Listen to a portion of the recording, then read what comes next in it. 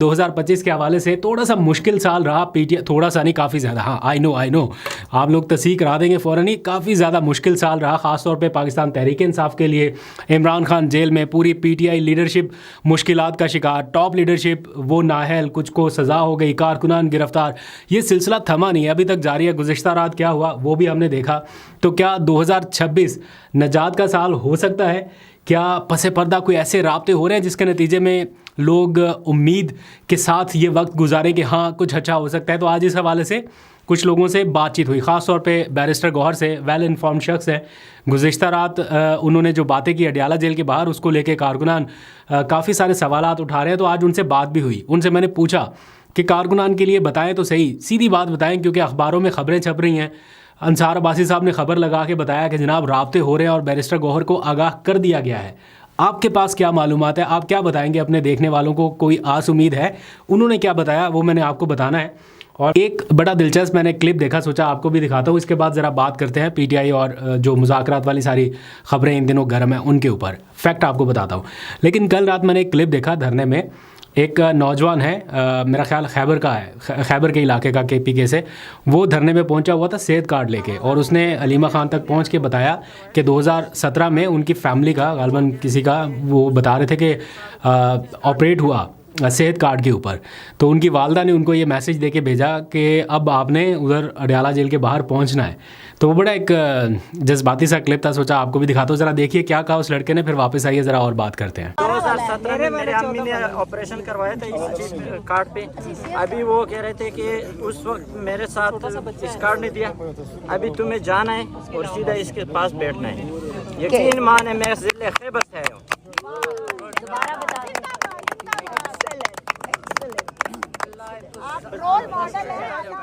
इमरान खान का दौरे हुकूमत मुख्तसर ज़रूर था, लेकिन उसमें कुछ ना कुछ ऐसे काम किए गए जो बहुत देर तक लोग याद रखे गए। खैर, अब आ जाइए ज़रा पीटीआई और बाकी फ़रीक़ैन के दरमियान जो मुज़ाकरात वाला मामला है, उसको लेके बहुत सारी चीज़ें ज़ेरे गर्दिश हैं।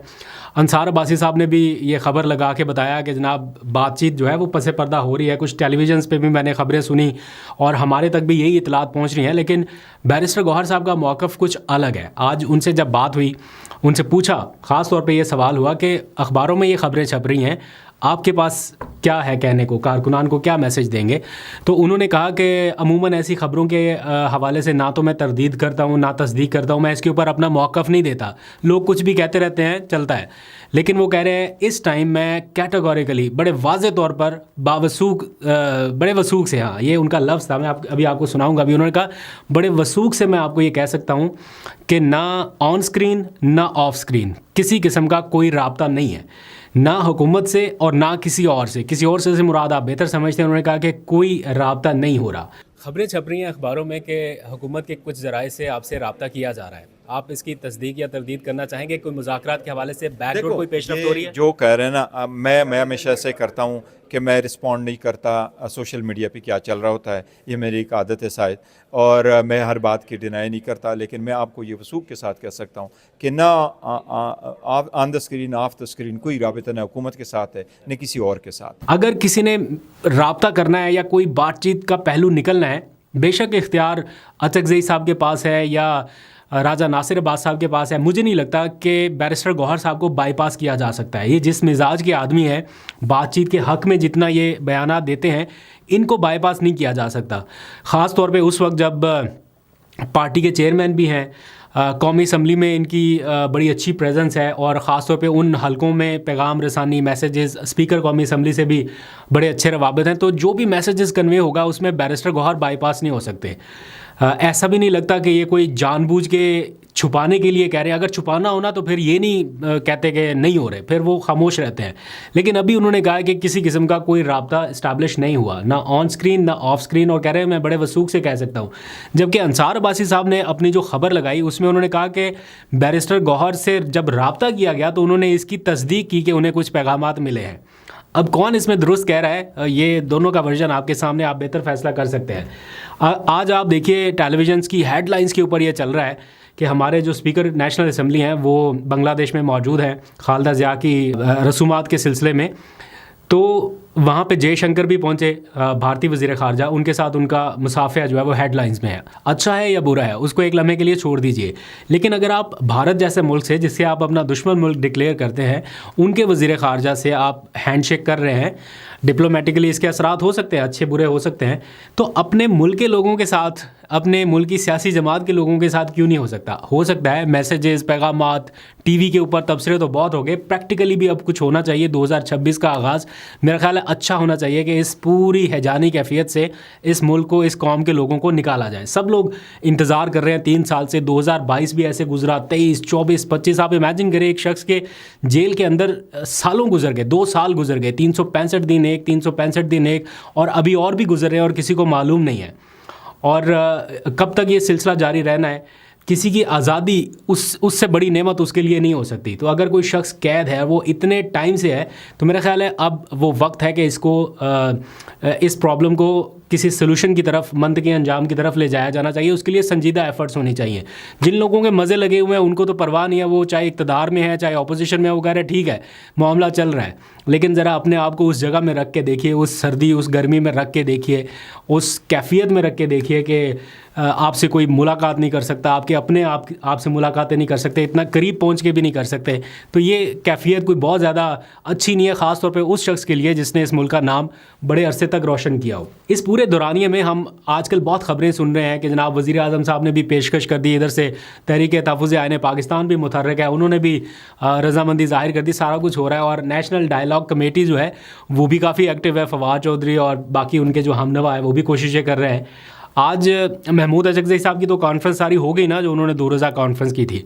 आज अभी पता ये चला है, बल्कि कंफर्म आपको बता रहा हूँ कि फवाद चौधरी साहब जो हैं वो भी कुछ ऐसा ही करने जा रहे हैं। मतलब ऐसी कॉन्फ्रेंस वगैरह नहीं, लेकिन वो सहाफ़ी बरादरी को एक जगह पे इकट्ठा करके थोड़ी बातचीत अपनी उनके सामने रखेंगे, उनकी आरा, उनकी तजावीज़ सुनेंगे और फिर जहाँ ज़रूरत होगी वहाँ पे पहुँचा देंगे।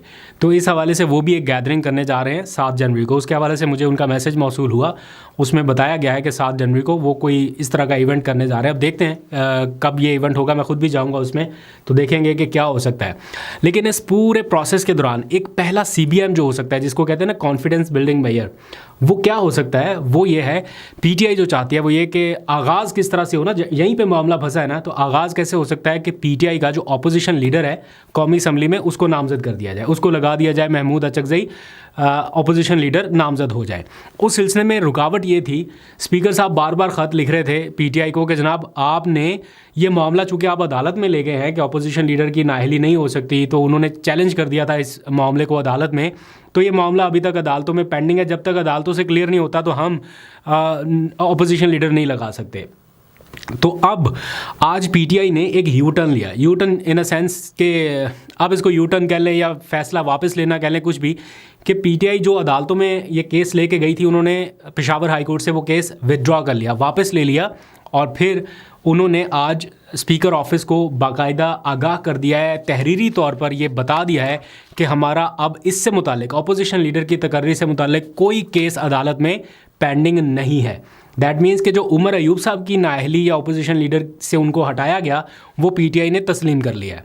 ठीक है, अब वो कहते हैं कि हमारा अदालत में कोई केस पेंडिंग नहीं है, आप बराए मेहरबानी अचकज़ई साहब को अपोजिशन लीडर नामज़द कर दें। मैं ख़ुद भी उस मौके पे मौजूद था जब कौमी असम्बली में आज हमें बताया गया कि फ़ौरी तौर पे पहुँचे, बैरिस्टर गौहर पहुँच रहे हैं, साथ में चीफ व्हिप आमिर डोगर है और भी कुछ लोग जा रहे हैं। तो वो जनाब स्पीकर ऑफिस में मुलाकात करेंगे किसी से। स्पीकर साहब तो बांग्लादेश गए हुए हैं, तो उनके जो एडवाइज़र हैं मुश्ताक अहमद साहब, उन्होंने हैंड ओवर किए अपनी तहरीरी तौर पर वो सारी चीज़ें कि जनाब हमारा कोई केस अब अदालत में पेंडिंग नहीं है और आप अपोजिशन लीडर का तकर्रुर कर दें।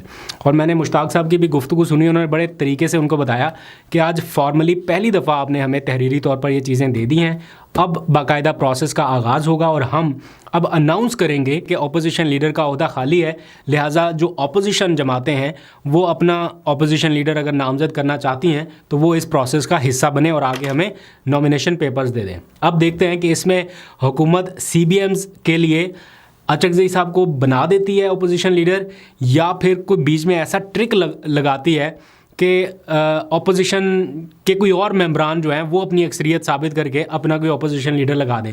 ऐसी भी कोई पॉसिबिलिटी हो सकती है, हवाओं फिज़ाओं में बहुत सारी बातें हैं, लेकिन देखते हैं अगर तो ये लगा देते हैं अचकज़ई साहब को, तो ये मेरा ख्याल है मुज़ाकरात का पहला CBM हो सकता है।